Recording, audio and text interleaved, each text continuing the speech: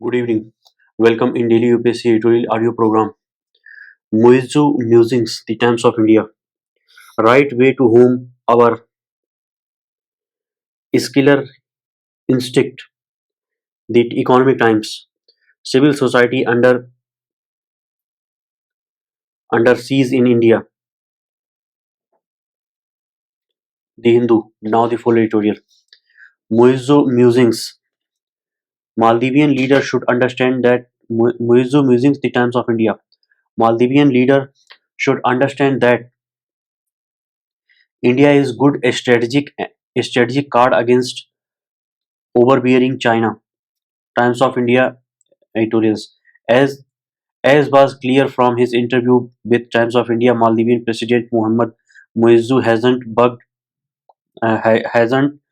uh, budged, budged from his demand that Indian troops leave the archipelago nation. This is a spanner in New Delhi Malay links, more so because India donated naval choppers and aircraft to Maldives for evacuation and surveillance operations. A small contingent of Indian troops maintain these assets. Domestic political play. Getting Indian troops to leave was a primary theme of Muizzu election campaign last year. The genesis was political rallies a couple of years ago that called for the expulsion of Indian personnel. The charge was that Ibrahim Solin's government was signing secret deals with New Delhi to permanently station Indian troops. The charge was false, but it gained political traction. Growing divergence. Muizzu met Modi on a sideline of Dubai COP summit in December, with both sides deciding to set up a core group. The hope was that the leader level chats will lead to a solution to the troops issue. But not only is that not the case. Muizu is visiting China this month before he plans an India visit. He insists Maldives must remain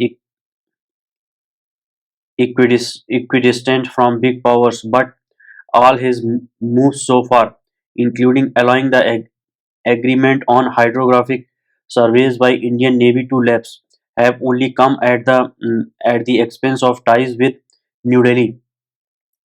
First responder, but India, by dint of geography, will always remain the first responder for Maldives. From the 2004 tsunami to the 2014 Malay water crisis, New Delhi helped first.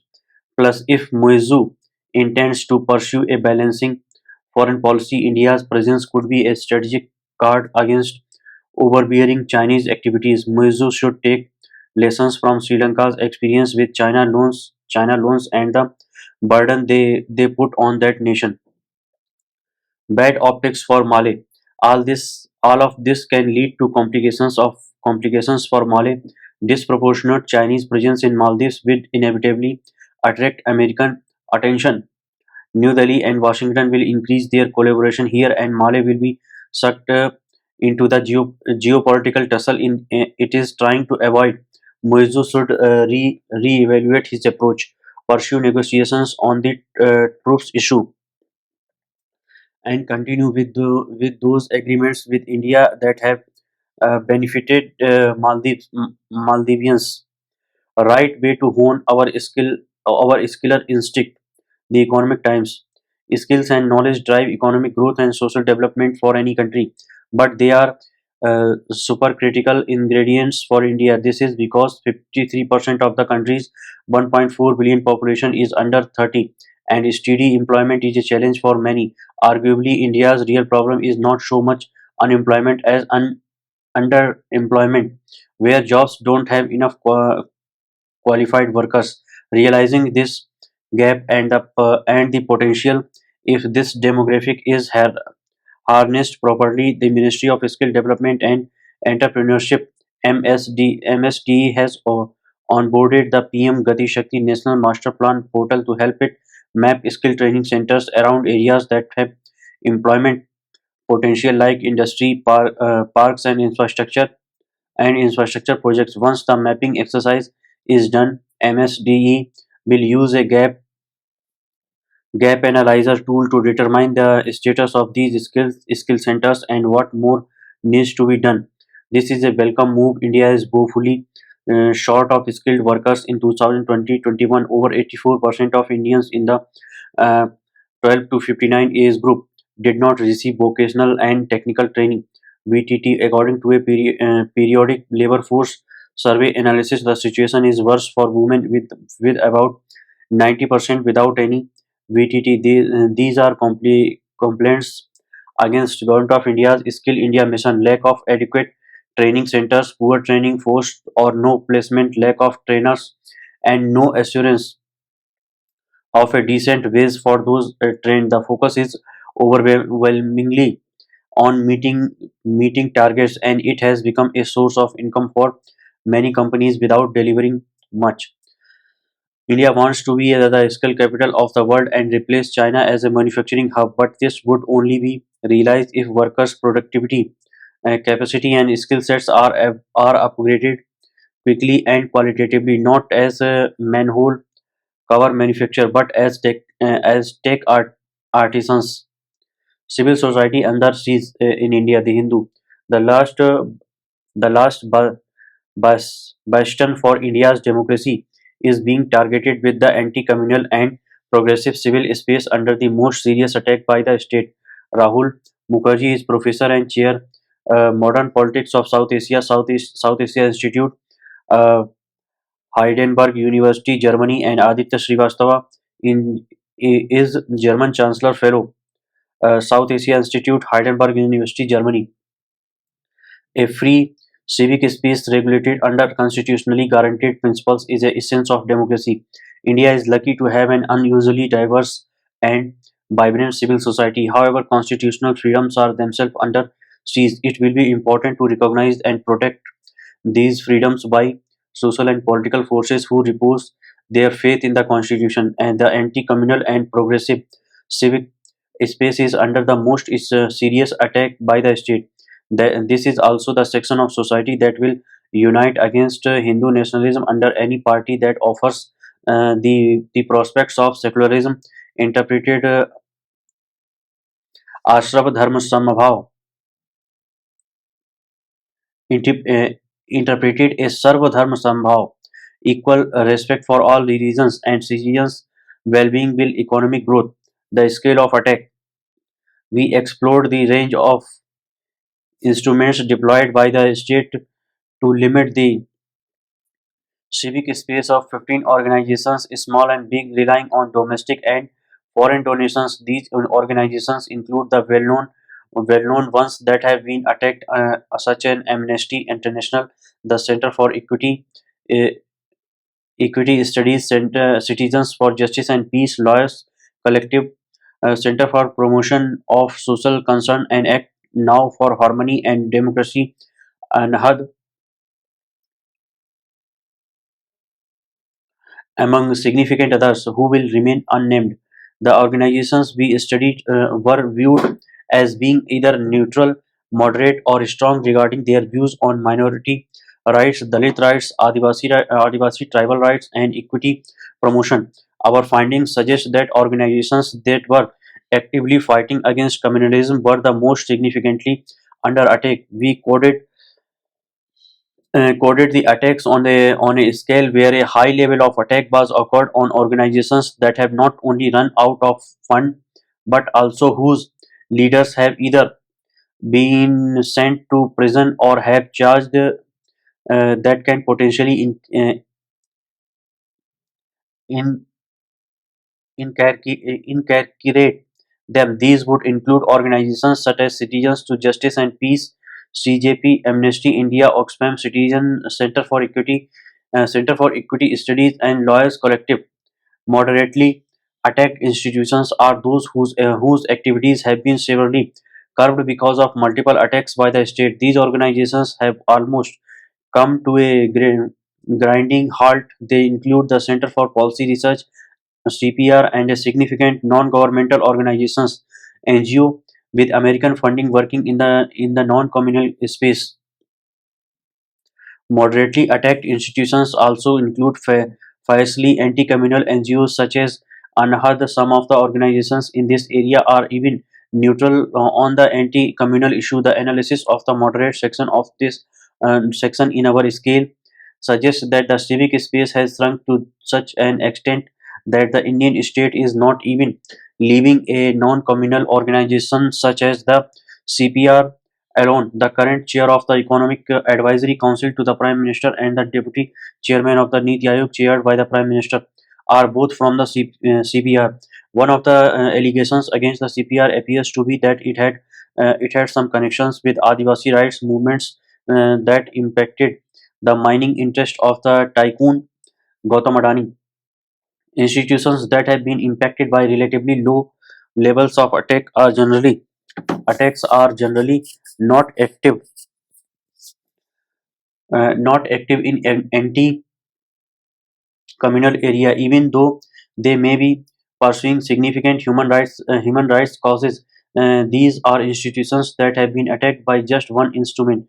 The woes of organizations such as uh, Navsarjan, which is a leader in Dalit rights and Save the Children's work on child's right, are less compared to the ones that have been hit moderately or at a high level. We also found that the disciplining instruments deployed by the state can impact organizations. Greenpeace, for example, had transitioned from one that faced high intensity attack to one that now faces a low level of attack by our definition. In the process, Greenpeace had to change its identity from one that was strong on its rights based mobilization towards advancing environmental concern and Adivasi rights to one that has become much more lukewarm in that regard. A range of instruments we now turn to the variety of instruments that are being deployed. Attacks with panel consequences that can lead to imprisonment are charges of money laundering and investigations. We have not included the Unlawful Activities Prevention Act in our analysis and restricted ourselves to actions that largely affect NGOs. The amendments in 2019 to the Prevention of Money Laundering Act 2002, brought through the Finance Act, enabled the Department of Revenue to work with a broader definitions of proceeds of crime. This has resulted in the now well-known attacks on NGOs and opposition politicians by the Enforcement Directorate. The emergency era law from 1976, the Foreign Contribution Regulation Act 2010 (FCRA) was made stringent in 2010 under the United Progressive Alliance government and again under the Bharatiya Janata Party (BJP) government in 2020. The BJP has used both the 2010 and 2020 provisions to take the right of NGOs to access foreign funds away from about 18,000 organizations between 2015 and 2022. Curiously enough, the FCRA's impact on foreign funding of political parties has been considerably weakened over time, but the same instrument has now been deployed with a lethal effect on NGOs. Apart from the FCRA provisions, foreign donors are also intimidated by a prior reference category list of around 80 internationally reputed donors who are monitored and intimidated for pursuing any human right related causes. Under the FCRA, the Central Bureau of Investigation (CBI) too is empowered to investigate NGOs and their personnel with lethal impact. For example, the CBI has filed a supplementary charge sheet against Amnesty India and its chair of the board, uh, Akar Patel. Such an action can have penal consequences, and the tedious process itself is punishment. Domestic funding of non and anti communal NGOs is also under siege. Section 112A and 80G of the Income Tax Act provide tax exemptions for NGOs and donors respectively. The 2020 amendments now make reveal of 12A and ATG certificate mandatory every 5 years, and donors' data, including their PAN card numbers, must be made available to the Ministry of Finance. These provisions enable the state to intimidate domestic donors who wish to fight communalism and crony capitalism. When the state has no excuse to penalize NGOs, it uses income tax surveys as a way of collecting data that can be used to further escalate and institute more cases either by the CBI or the tax department. Building on the opposition's stand, the last